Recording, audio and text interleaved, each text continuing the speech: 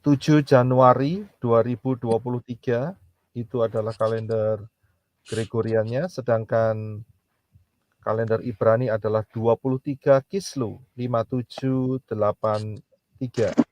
Ya, ya, kita akan masuk dan minta tolong semua bisa di-mute.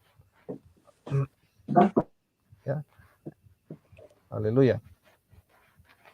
Ya, hari ini pengajaran daripada Sabat hari ini kita akan melihat kebenaran firman yaitu mengenai kata Bereshit.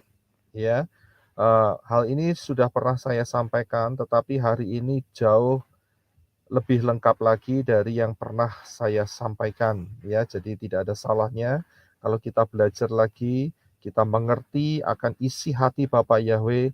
Karena nubuatan yang terkandung di dalam kata Bereshit ini super dahsyat. Saya bilang super dahsyat. Dan apa yang saya sampaikan di sini itu sebetulnya masih ada lagi, saudara. Tetapi kalau saya masukkan semua, bisa memakan waktu yang cukup lama. Karena itu saya ambil yang penting-penting saja. Ya, tetapi di luar ini masih ada banyak pengertian tentang Bereshit. Saya harus kasih tahu sama saudara, jadi saudara nggak bingung. Karena ada banyak yang juga memberikan titik pandang dari kata Bereshit ini, tetapi ini yang penting, yang menjadi fokusnya yang saya berikan pada hari ini. Jadi kata Bereshit ini ada satu nubuatan di dalamnya yang betul-betul dahsyat. Nah, untuk mengetahui kata Bereshit ini, tidak lain kita harus kembali kepada pola yang benar. Ya, pola akar Ibrani yang benar. Ini penting sekali.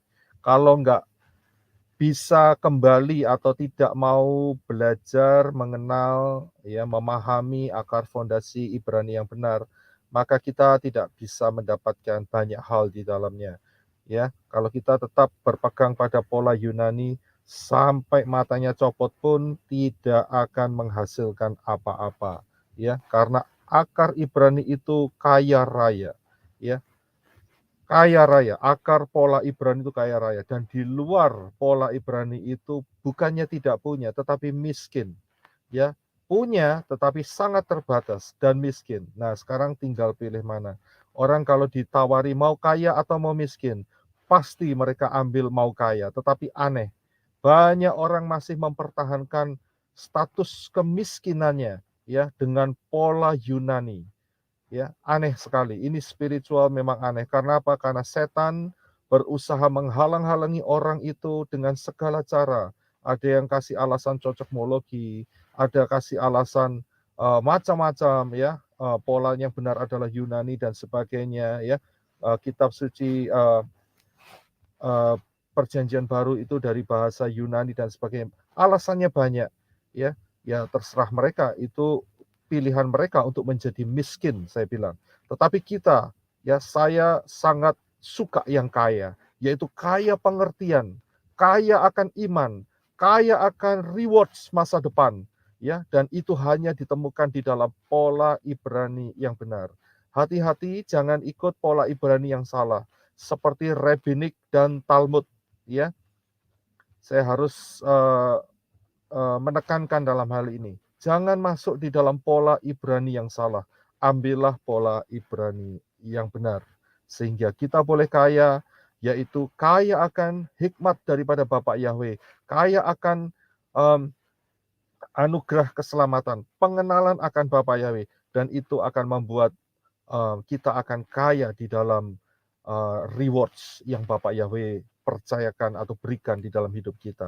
Ya. Kalau maksudnya reward itu upah atau imbalan. Upah, iya, oke, upah yang Bapak Yahweh akan berikan. Karena dengan pengertian yang kaya, kita bisa membagikan dan kita bisa memperlengkapi, kita bisa berubah hidup kita.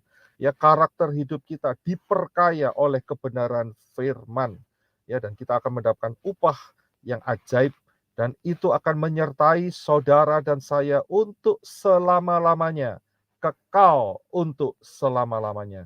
Ya, jadi pilihan ada di tangan saudara. Amin. Haleluya. Nah, sekarang kalau kita kembali ke pola Ibrani, kita tidak lepas dari yang namanya 22 huruf Ibrani. Ya, huruf Ibrani itu ada 22. Bacanya dari kanan ya. Aleph, Bet, Gimel, Dalet, He, dan seterusnya sampai Taf. Itu total ada 22. Kalau saudara perhatikan, mengapa 22? Ya, kalau saudara lihat 2 ditambah 2 adalah 4. Ya, dan 4 itu adalah huruf Dalet. Ya, huruf Dalet adalah huruf yang keempat. Kalau saudara tahu huruf Dalet, maka piktografnya adalah pintu. Ternyata di balik 22 huruf Ibrani ini mengandung sebuah pintu. Pintu yang membawa kita ke dalam kekayaan pola Ibrani, ke dalam pengenalan akan Bapa Yahweh di dalam Yeshua HaMasiah. Karena itu bukan satu kebetulan jumlah huruf Ibrani itu ada 22 huruf, ya. Selain daripada modern Hebrew, ini adalah modern Hebrew-nya, juga bahas kata dalam huruf Ibrani itu mempunyai piktograf. Piktograf itu lambang-lambang, ya, lambang-lambang. Ya, kalau alef, ya, itu piktografnya itu sebagai kepala lembu. Kemudian Beth, ya toh, itu piktografnya adalah rumah atau tenda, ya, bayit, ya. Kemudian piktografnya daripada Gimel itu sebetulnya onta, saudara, ya. Nah, kalau saudara perhatikan, saya ingin sedikit tambahkan. Saudara pasti pernah mendengar yang namanya Bethlehem, ya, di mana Yeshua dilahirkan di sana, di kandang domba, di bawah Sukot, Bethlehem, ya. Jadi ada rumah roti, itu Bethlehem, ya. Jadi bahasa Ibrani itu luar biasa sekali, ya. Dan seterusnya, saudara bisa lihat gambar piktograf yang ada di layar ini.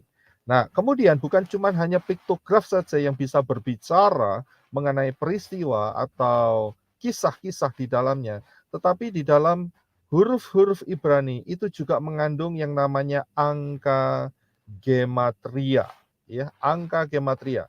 Kalau alef itu 1, ya, kalau beth itu 2, gimel 3, dalet 4, he 5, dan seterusnya. Beda dengan bahasa Inggris atau bahasa Indonesia. Kalau bahasa Inggris A, ya, bahasa Indonesianya A, ya A, begitu saja, nggak ada maknanya apa-apa.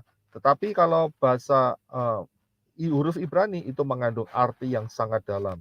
Dan juga A di Indonesia itu tidak sama dengan 1, ya, huruf 1. Jadi mereka untuk bahasa Indonesia berbeda. Begitu pula dengan bahasa Inggris. Kalau ya E, and then 1 adalah 1, ya kan? Tetapi dalam gematria atau bahasa huruf-huruf Ibrani, alef itu sudah merepresentasikan 1. Beth itu sudah berbicara tentang angka 2.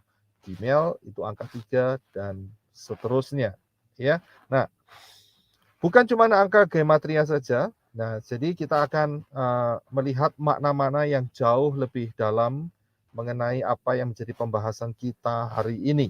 Ya, kita akan masuk. Nah, kata Bereshit itu di dalam bahasa Indonesianya ditemukan di dalam Kejadian 1 ayat 1 atau Genesis 1:1.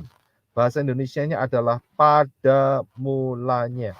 Ya, bahasa Inggrisnya adalah in the beginning. Itu adalah Bereshit. Lain kali saya akan ajarkan mengenai Kejadian 1 ayat 1 ini. Pada mulanya Elohim menciptakan langit dan bumi. Ini ada satu rahasia yang powerful sekali. Luar biasa sekali. Tapi saya akan berikan di kemudian hari saja. Hari ini kita akan fokus hanya di satu kata, yaitu kata Bereshit, pada mulanya. Bacanya dari kanan, ya. Dan Bereshit itu ada 6 huruf. Baca dari kanan, ya. Ini modern Hebrew-nya, modern Ibrani-nya. Beth, Resh, Aleph, Shin, Yod, dan Taf. Ada 6. Mulai dari kanan, ya, perhatikan, mulai dari kanan. Ya, kalau kita baca dari kiri ke kanan, tapi kalau bahasa Ibrani itu dari kanan ke kiri, ya. Bereshit, Beth, Resh, Aleph, Shin, Yod, dan Taf. Nah, bagaimana dengan piktografnya? Kalau ini adalah modern Ibraninya, ya, bahasa huruf modern Ibrani, dan piktografnya itu adalah seperti ini. Kalau sudah lihat, Beth itu piktografnya adalah rumah. Resh itu piktografnya adalah kepala. Aleph, kepala manusia maksudnya. Aleph adalah kepala lembu, sedangkan Shin itu adalah gigi. Kemudian Yod itu tangan, dan yang terakhir adalah Taf. Taf itu adalah dua ranting yang bersilang. Ya, jadi ini adalah piktograf daripada kata Bereshit. Bagaimana dengan angka gematrianya? Kita akan lihat angka gematrianya adalah Beth itu 2, Resh itu 200, Aleph itu 1, Shin itu 300, Yod itu 10, dan Taf itu 400. Kita harus perhatikan bahwa 22 huruf Ibrani itu, ya, itu saya akan sedikit putar ke atas sehingga saudara bisa memahaminya. Saya akan kembali ke bagian angka gematria, ya. Kalau saudara perhatikan, Aleph 1 sampai Yod itu 10, dan setelah 10 itu bukan 11. Kalau Indonesia Inggris 11, akan tetapi kalau Ibrani itu kelipatan daripada 10. 10, 20, 30, 40 sampai 100. Dan setelah 100 bukan 101 atau 110, tidak, tetapi kelipatan 100. Jadi 100, 200, 300, dan 400. Itu cara perhitungan fondasi dasarnya, ya. Jadi saudara tidak bingung, loh kenapa ada 22 kok tidak 1 sampai 22. Tidak begitu caranya, ya. Dan ini merupakan rahasia-rahasia yang tersembunyi yang diberikan Bapak Yahweh buat kita sebagai manusia untuk mengenal kebenaran daripada Bapak Yahweh. Ya, kita akan buka kuncinya sekarang, ya. Jadi kita sudah perhatikan daripada modern Ibraninya, kemudian kita sudah melihat piktografnya, dan juga kita sudah melihat gematrianya daripada Bereshit, ya. Nah, sekarang kita akan masuk di dalam pembukaan kunci yang pertama. Yang pertama, Bereshit itu dimulai dengan huruf Beth, bukan dengan huruf Aleph. Mengapa? Jadi huruf yang pertama yang Bapak Yahweh tuliskan, ya, instruksikan kepada Moshe untuk menulis, bukan Aleph tetapi Beth. Ternyata di sini ada rahasia yang luar biasa daripada huruf Beth ini, ya. Tidak pakai huruf Aleph, ya, tetapi huruf Beth. Nah, kalau saya perhatikan, huruf Beth itu angka gematrianya itu 2. Dan angka 2 adalah angka gematria daripada putra Elohim, ya. Kalau Aleph itu Elohim, kalau yang nomor 2 itu biasanya dipakai oleh Son of God, putra Elohim. Kalau yang ketiga Gimel itu dipakai oleh Ruach Elohim, ya, Ruach Elohim. Jadi Beth itu angka gematrianya 2, dan angka 2 adalah angkanya, ya. Ingat ya, angkanya daripada putra Elohim, ya. Putra Elohim adalah Yeshua HaMashiach. Nah, kita akan lihat kenapa angka 2, karena di dalam Kejadian 1 ayat 1 dituliskan, pada mulanya Elohim menciptakan Shamayim, langit dan bumi. Ada 2 saudara yang dilihat, yang diciptakan, yaitu Shamayim, ya, langit dan bumi. Kalau saudara lihat, Shamayim itu pakai akhiran im. Im itu berarti lebih dari 1, jamak. Kalau saudara lihat, langit ini berlapis-lapis, termasuk nanti sampai masuk dalam sorga. Saya tidak lagi pakai kata sorga, akan tetapi saya pakai dengan kata yang benar, yaitu Shamayim.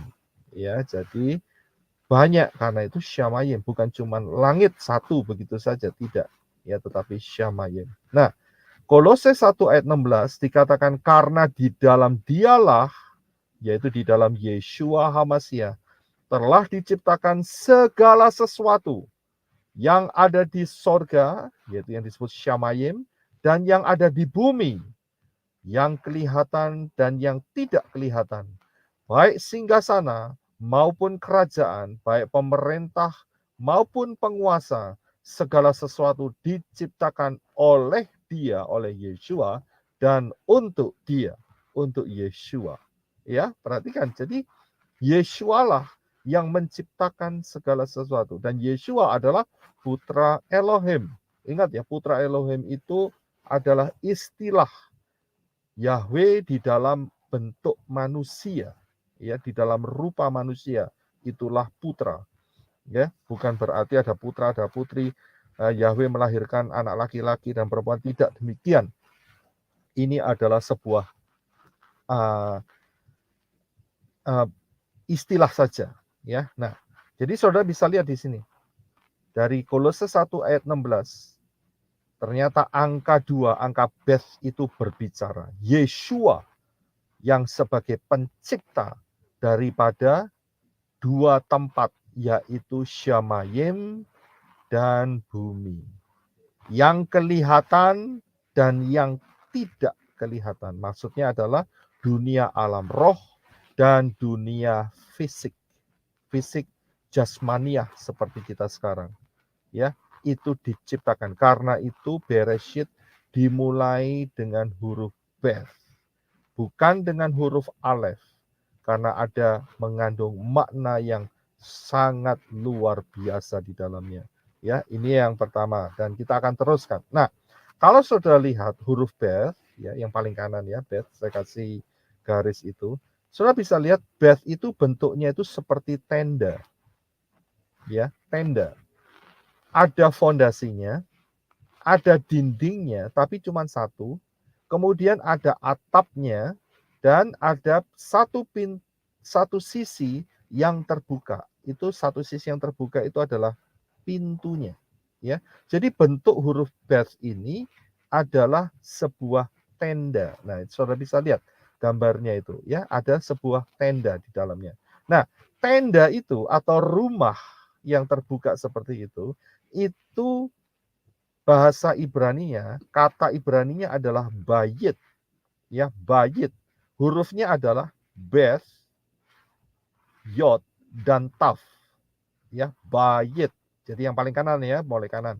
Beth, kemudian ada huruf yang di tengah adalah huruf Yod, dan kemudian yang terakhir, yang sebelah kiri adalah huruf Taf.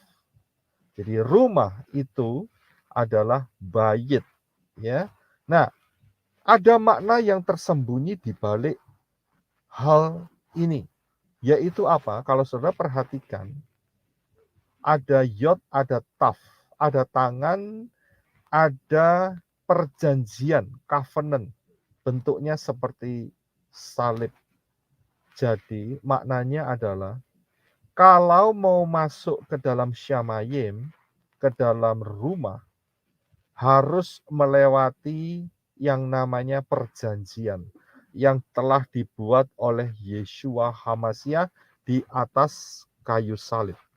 Yohanes 10 ayat 9 dikatakan, akulah pintu, barang siapa masuk melalui aku, Yeshua HaMashiach, dia akan selamat. Ya, Yeshua adalah pintu yang terbuka itu. Pintu itu terbuka, keselamatan terbuka untuk siapa saja yang mau menerima anugerah keselamatan. Ya. Yeshua telah membukanya dan hanya ada satu jalan. Yeshua berkata, akulah pintu. Ya.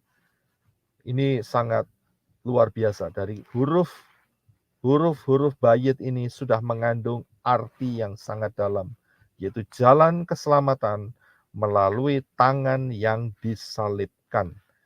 Ya, jadi keselamatan untuk mencapai rumah Shamayim itu hanya melalui tangan yang disalibkan, yaitu Yeshua HaMashiach. Yang kedua, ya,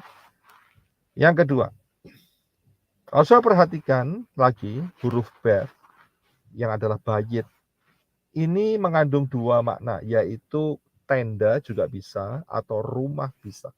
Kalau tenda itu berarti nggak permanen, bisa dibongkar pasang, saudara. Tetapi kalau rumah itu sifatnya permanen. Nah, ini berbicara tentang apa?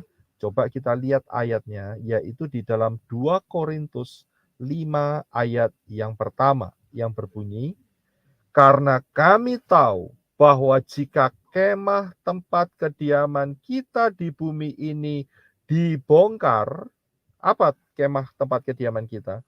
Yaitu tubuh kita, Saudara. Ya, kemah tubuh kita ini adalah kemah di hadapan Bapak Yahweh. Kita dibongkar, satu kali nanti juga akan dibongkar. Entah itu rapture atau meninggal, itu namanya dibongkar. Saya lanjutkan. Elohim telah menyediakan satu tempat kediaman di sorga, yaitu di Syamayim. Bagi siapa? Bagi kita. Suatu tempat kediaman yang kekal, permanen, yang tidak dibuat oleh tangan manusia. Ini satu hal yang sangat meneguhkan iman kita. Bahwa Bapa Yahweh, selagi kita ada di dalam tubuh yang fana ini, selagi kita ada di dalam tubuh yang sementara ini, ya, yang sementara ini, maka Bapak Yahweh juga telah menyiapkan kepada kita yaitu tempat yang kekal, yaitu Syamayim, dan itulah Beth, Bayit, rumah, ya, luar biasa sekali. Jadi kalau kita sudah ada di dalam janji keselamatan Bapa Yahweh, ya saya percaya dengan pengertian ini kita tidak mudah diombang-ambingkan, kita tidak mudah ditipu dengan pengajaran-pengajaran asing di luar sana. Kita betul-betul mendapatkan anugerah keselamatan. Yeshua berkata, di rumah Bapakku ada banyak tempat, dan aku akan menyediakan tempat bagi kamu. Ya, luar biasa. Nah, oke, kita akan lihat selanjutnya. Yeshua masih berkata, di rumah Bapakku banyak tempat tinggal. Jika tidak demikian, tentu aku mengatakan padamu, sebab aku pergi ke situ untuk menyediakan tempat bagi Yosef Roy.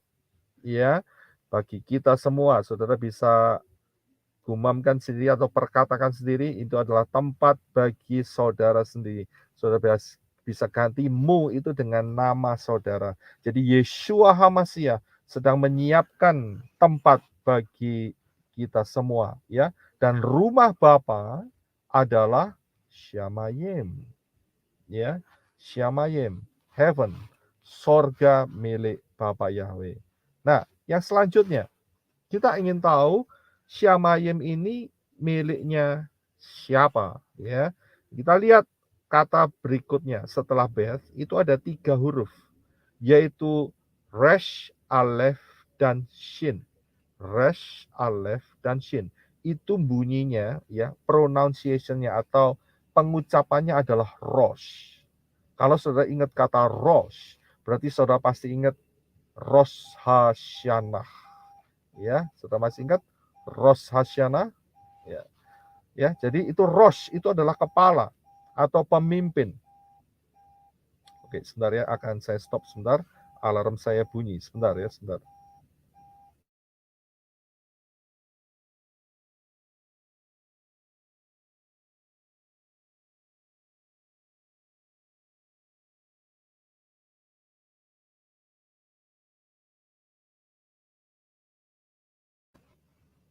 Ya, saya kembali lagi. Jadi, kalau kita lihat 3 huruf setelah Beth adalah Rosh, ya, Resh, Aleph, dan Shin, yang artinya dalam terjemahnya dalam bahasa Indonesia adalah pemimpin. Siapakah pemimpin daripada rumah yang disebut Syamayim itu? Ya, siapakah pemimpinnya? Tidak lain adalah Yahweh. Yahweh adalah pemimpin kepala daripada rumah Syamayim.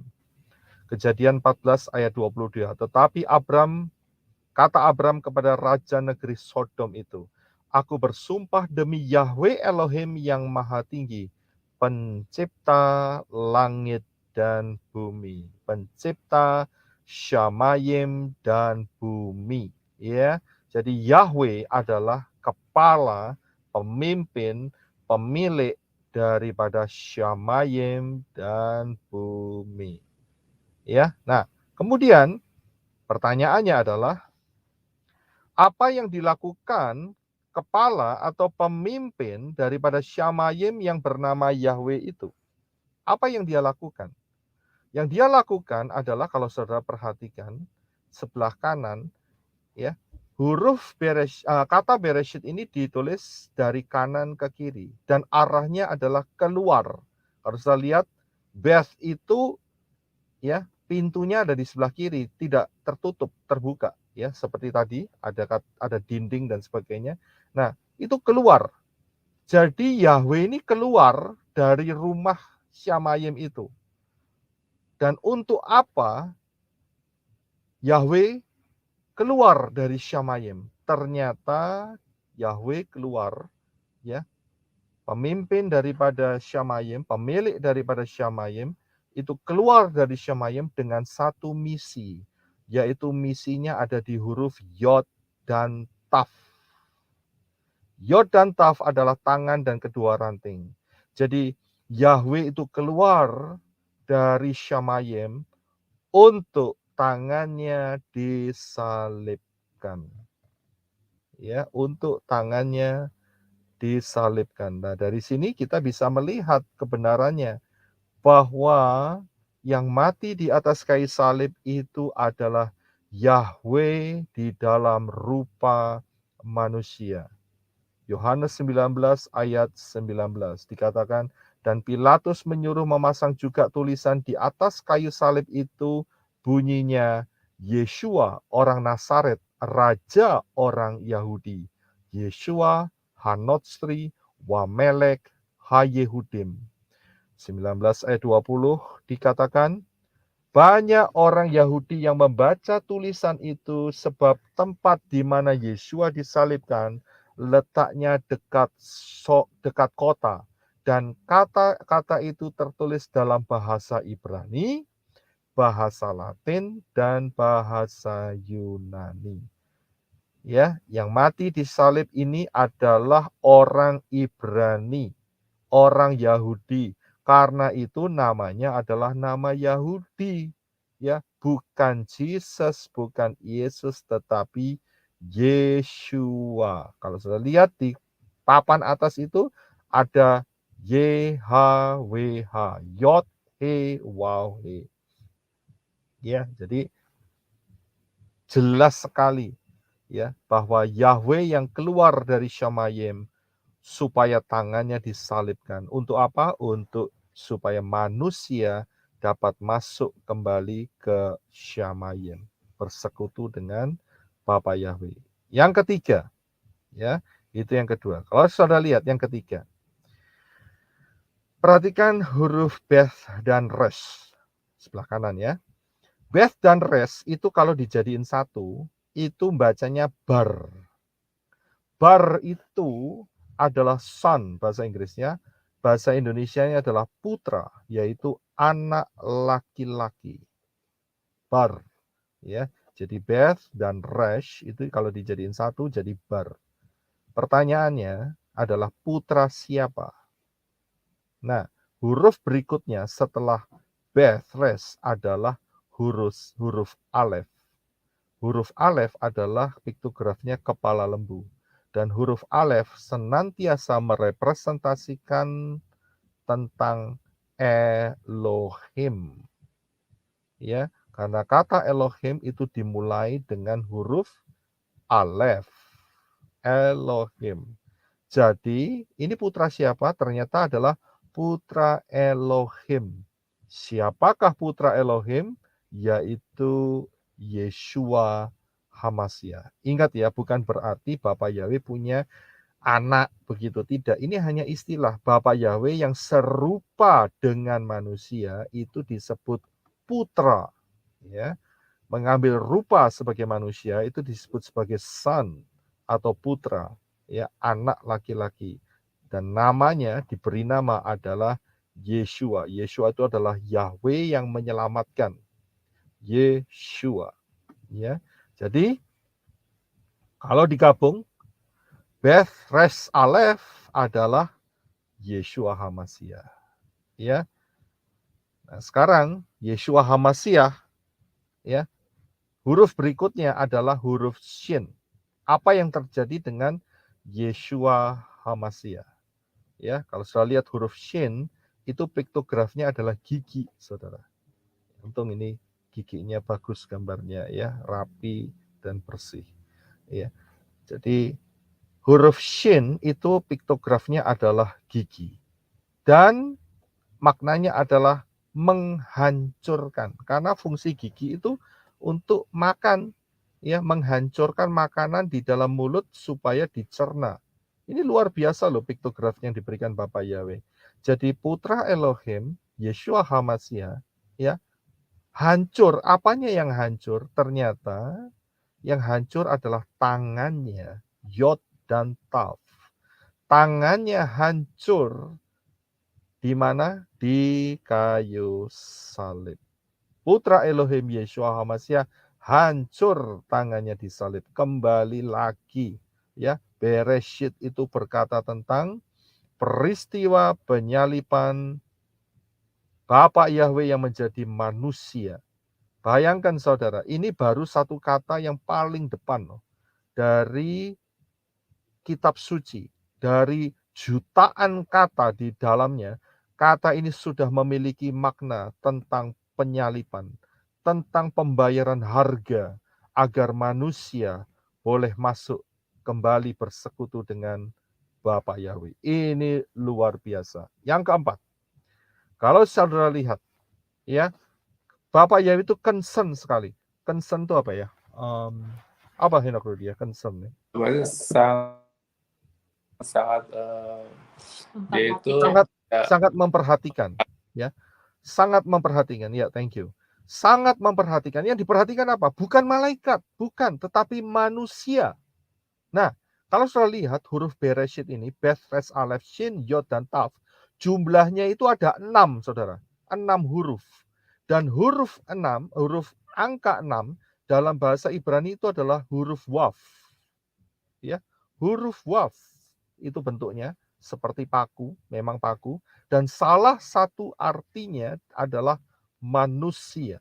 Kalau saudara lihat huruf Waf ini, saudara akan pasti lihat mengenal yang namanya 666. Di dalam kitab Kilyahna atau Wahyu dikatakan bahwa angkanya adalah angka seorang manusia. Ya, manusia, 6, huruf 6. Karena apa? Manusia diciptakan pada hari yang ke-6. Ya. Jadi fokus daripada Bereshit adalah manusia. Kenapa? Manusia jatuh dalam dosa. Karena itu Bapak Yahweh juga menyediakan dirinya, ya, sebagai manusia, serupa dengan manusia, yaitu Yeshua HaMashiach, supaya manusia yang jatuh ke dalam dosa itu boleh kembali diselamatkan. Jadi fokusnya Bereshit adalah untuk manusia. Saudara dan saya adalah manusia, ya.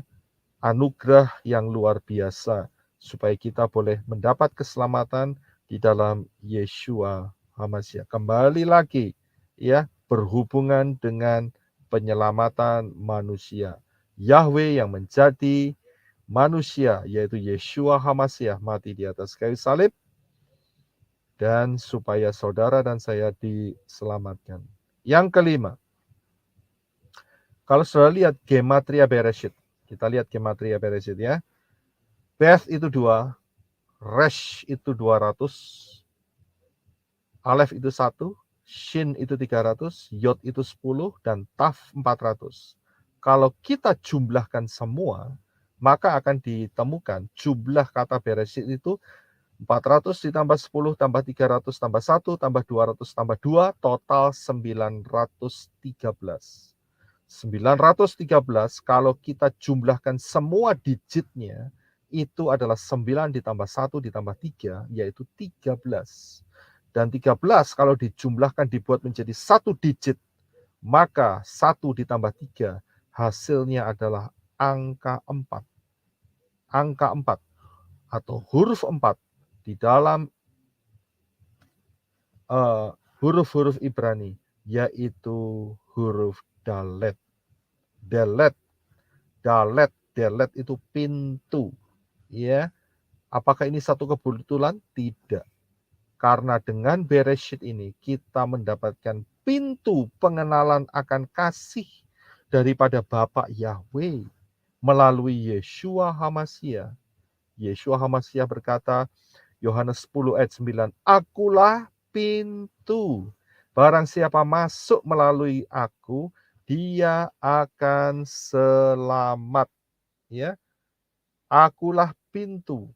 Yeshua berkata, akulah pintu, barang siapa masuk melalui aku, dia akan selamat masuk ke dalam Syamayim. Jadi kalau menolak Yahweh, menolak Yeshua HaMashiach, tidak masuk ke dalam pintu yang Bapa Yahweh berikan, tetapi masuk ke dalam pintu yang lain, lautan api, Gehenna.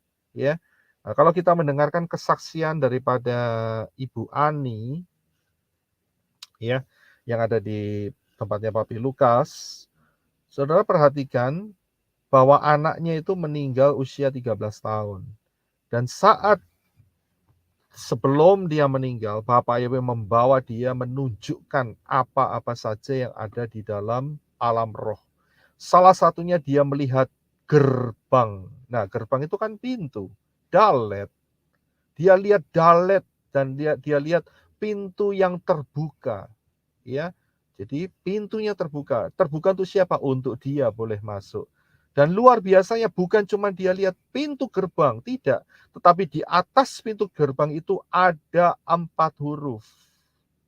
Dan 4 huruf itu adalah Yod, He, Waw, He, Yahweh. Itulah pintu gerbang Yahweh. Ya, jadi kalau orang menolak Yahweh, masih tetap untuk mau menyembah si Arab, si A, ya, mohon maaf, yang di sana itu tidak ada yang namanya A, nggak ada. Yang ada Yahweh.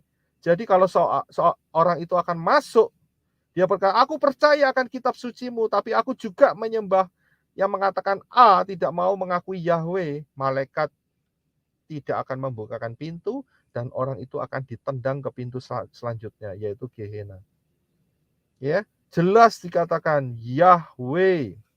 Jadi orang yang menolak Yahweh masih bersikeras, oh saya tidak mau mengatakan Yahweh. Saya pakai Lord, saya pakai Adonai, saya pakai Hashem. Saya pakai kata A Bapa, begitu ya, Arab Bapa gitu. Ya.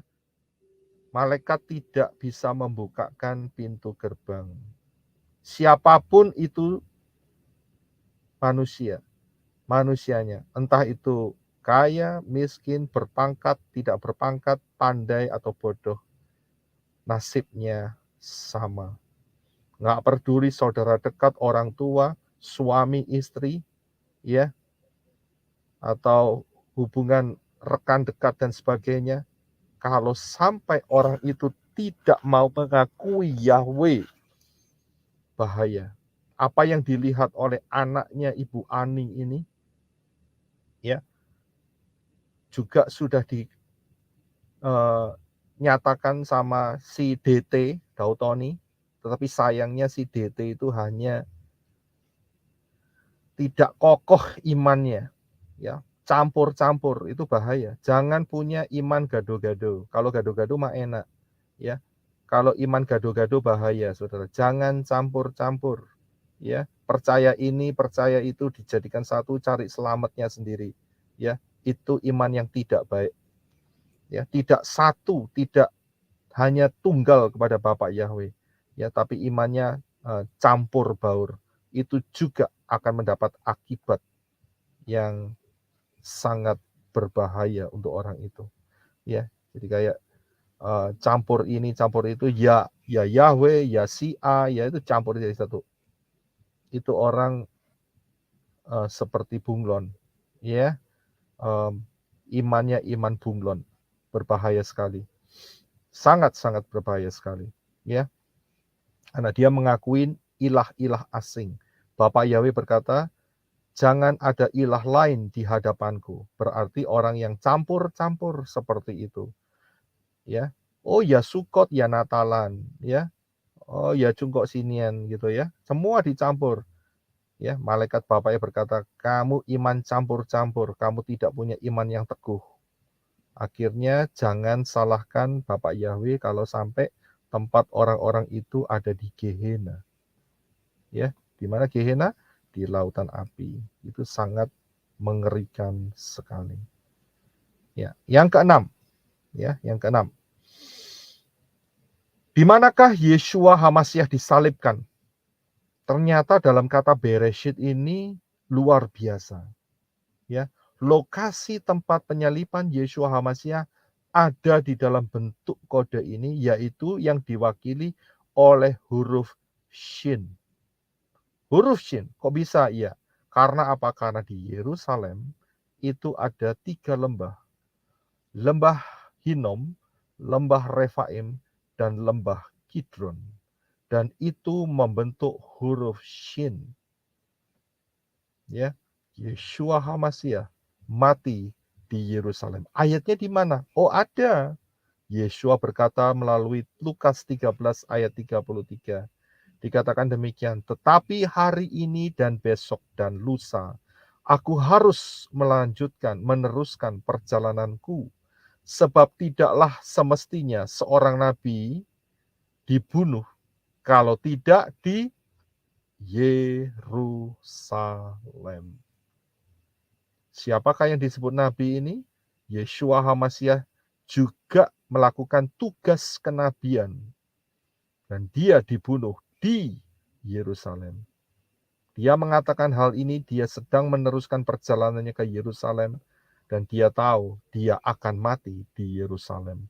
Dan ada 3 lembah di sana, yaitu lembah Refaim, Hinnom, dan lembah Kidron, yang membentuk huruf Shin. Luar biasa sekali, ya, Bereshit. Padahal ini kata Bereshit ini pada mulanya itu kalau dilihat dari sampai jarak kematian Yeshua HaMasyiah itu lebih dari paling tidak minim 4.000 tahun. Tetapi huruf ini sudah dipersiapkan oleh Bapa Yahweh. Ya, ini luar biasa. Ya, ini nomor saya terbalik. Ini seharusnya yang tadi yang nomor 6 ya, sekarang yang nomor 7. Ini yang nomor 7 sebetulnya. Ya, ini yang nomor 7.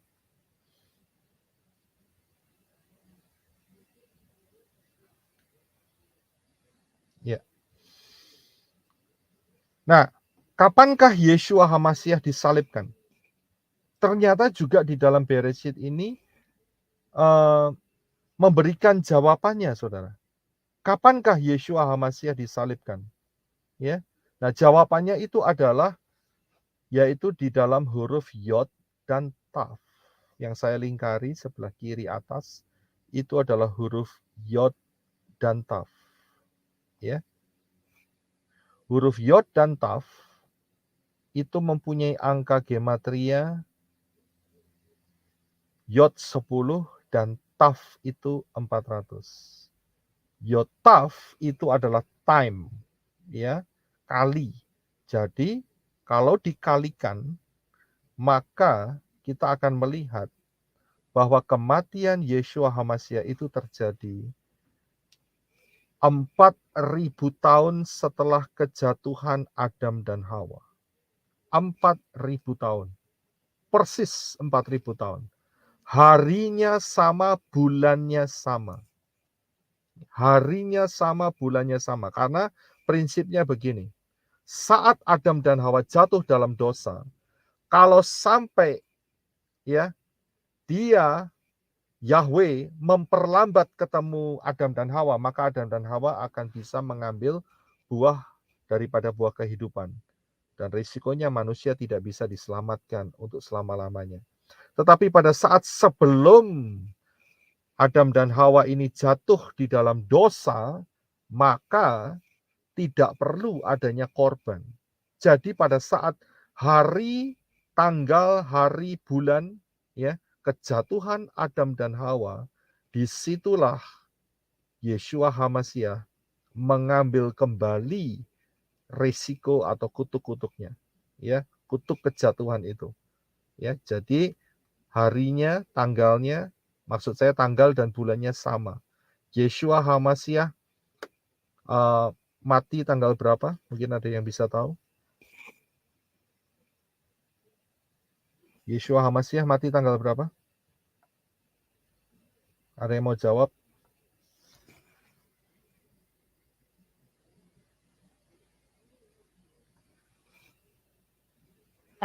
Satu distrik. Ya, kurang tepat dan tidak tepat.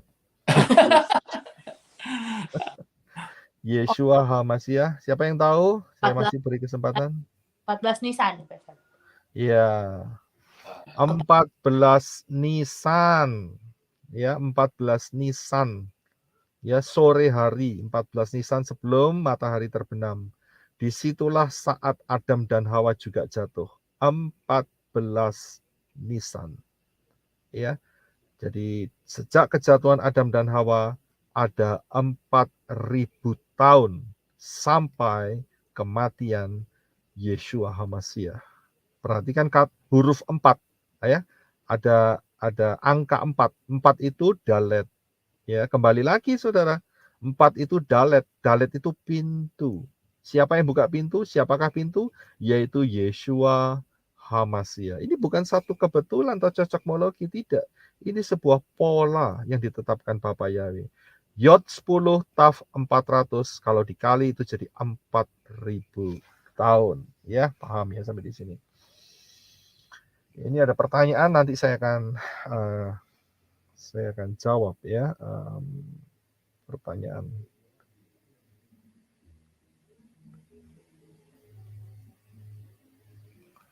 Ya, nanti saya akan jawab. Kita lanjutkan terlebih dahulu, ya, tidak lama lagi, yaitu bagian yang tadi yang ke-7 ya. Ini saya salah taruh angka ini. Yang ke-8 sebetulnya, yang ke-8 yang terbalik. Ya, nah, di dalam nubuatan Bereshit, ini juga mengandung nubuatan tentang bumi yang akan dihancurkan dan alam semesta yang akan hancur. Yaitu di dalam 2 Petrus 2 Kefa ayat pasal 3 ayat 10 dan 12. Tetapi hari Tuhan akan tiba seperti pencuri. Pada hari itu langit akan lenyap, garis bawahi kata lenyap, dan gemuruh yang dahsyat dan unsur-unsur dunia akan hangus dalam nyala api, dan bumi segala yang ada di atasnya akan hilang lenyap.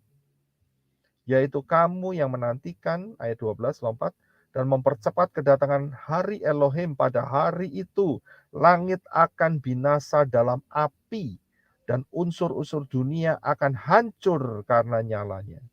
Jadi bumi yang kita pijak sekarang, komputer, laptop, semua yang kita ada di depan kita untuk streaming sekarang ini, semua yang ada di dunia ini, langit dan bumi dalam arti matahari, bulan, dan bintang-bintang, satu kali nanti, Kefa, Petrus sudah dikasih tahu oleh Yeshua, ya, dan dia tuliskan ayat ini, satu kali nanti akan lenyap, binasa oleh api.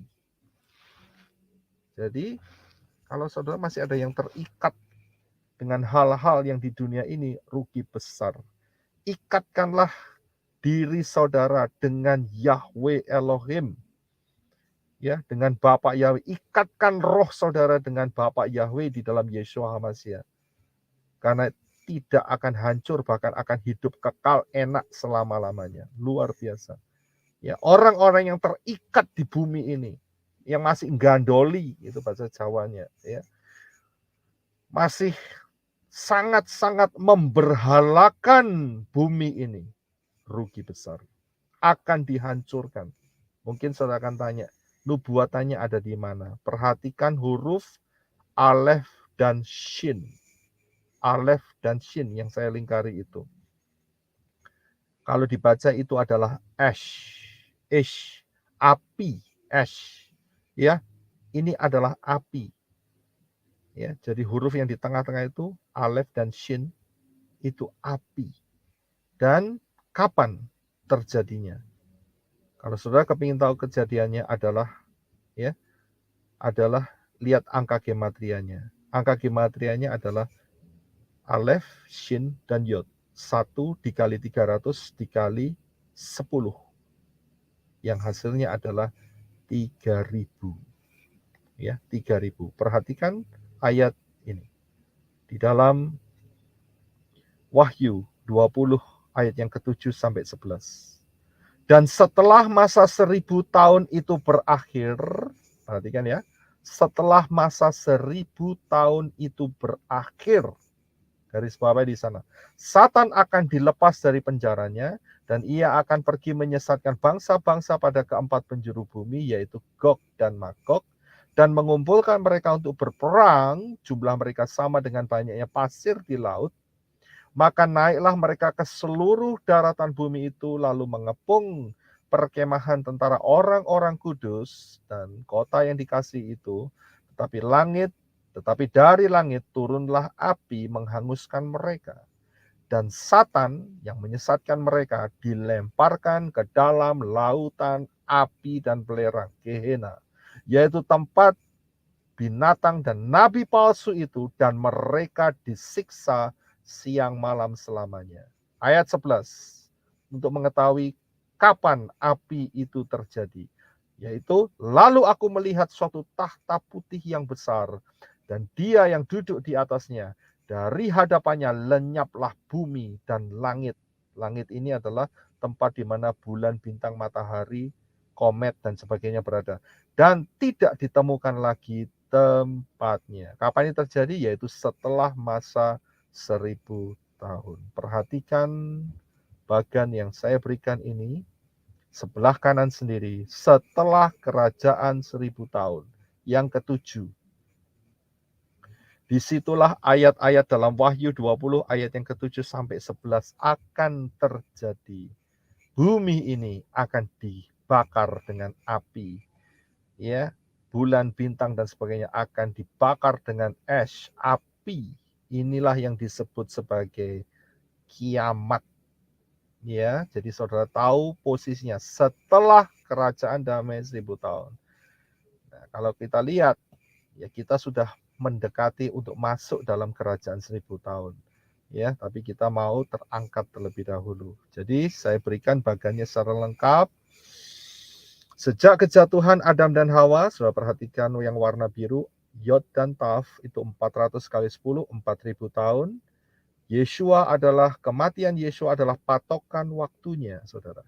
Ya, dan setelah kematian Yeshua HaMashiach, 3000 tahun kemudian, bumi ini akan dibinasakan dengan api, yaitu Alef, Shin, dan Yod. 1 kali 300 kali 10, total 3000. Jadi total keduanya adalah 7000 tahun. Hari ini kita akan masuk di dalam tahun yang luar biasa, yaitu penggenapan 6000 tahun manusia. Waf, itu ada di depan kita sekarang. Dan setelah itu, manusia akan masuk di dalam kerajaan 1000 tahun. Dan setelah itu barulah kiamat. Secara detail saya berikan slide ini. Ingat, kita sudah masuk di dalam masa pola putaran Shemitah yang terakhir. Shemitah sudah dimulai 26 bulan September tahun yang lalu, 2022.